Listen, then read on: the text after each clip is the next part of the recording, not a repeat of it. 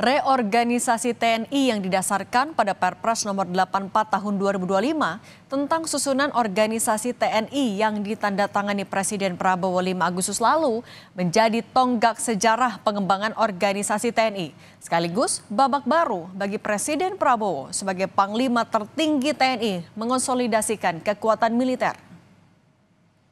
Sebagai bagian dari komitmennya untuk hadir di tengah masyarakat. Menurut penasihat khusus Presiden di bidang pertahanan, Jenderal Purnawirawan Dudung Abdurrahman, reorganisasi TNI adalah perintah langsung Presiden Prabowo. Kita memahami keinginan Presiden Prabowo memiliki tentara yang kuat untuk menjaga kedaulatan negara. Kita juga setuju, pengembangan organisasi adalah hak internal TNI. Namun reorganisasi TNI tentu tidak murah dan akan berdampak pada perubahan perencanaan anggaran negara. Bila satu batalion terdiri dari 300 sampai 1.000 prajurit, maka bisa dibayangkan besarnya biaya yang dibutuhkan untuk pembayaran gaji, tunjangan personel, hingga pembangunan infrastruktur militer. Belum lagi biaya pembelian dan perawatan alat tempur yang ada. Musuh terbakar api di Cijuk. Kementerian Pertahanan mengusulkan kenaikan anggaran di 2026 menjadi 184 triliun. Sementara di tahun 2025, Kementerian Pertahanan adalah kementerian dengan pagu anggaran paling besar, yakni 166 triliun. Pertanyaannya, apakah saat ini adalah waktu yang tepat melakukan reorganisasi TNI bila kita mempertimbangkan kondisi keuangan negara? Badan Pusat Statistik atau BPS memang menyebut perekonomian mulai pulih. Bahkan laju pertumbuhan nasional pada triwulan 2 tumbuh 5,12%, lebih tinggi dari prediksi semua lembaga riset dan ekonomi. Namun gelombang PHK masih terjadi.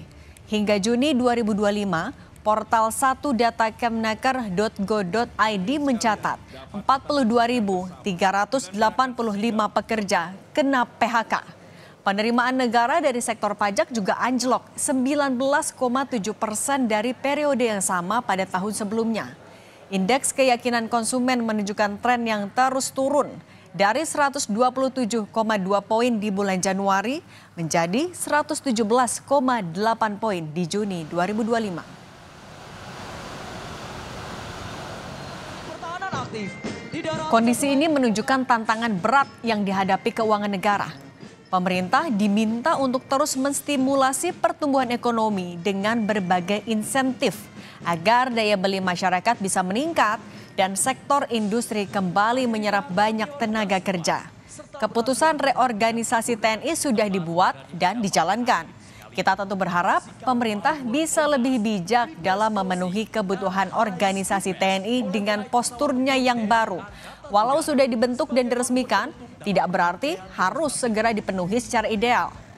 Pemenuhan kebutuhan militer bisa dilakukan secara bertahap dengan mempertimbangkan kondisi keuangan negara. Kami hormati, terimalah salam hormat dan bangga dari... Pertahanan negara yang kuat tentu penting, namun menjaga stabilitas ekonomi jauh lebih mendesak hari ini.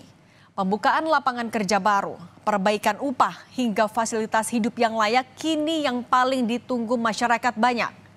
Demikian catatan Kompas TV, kita jumpa lagi pekan depan.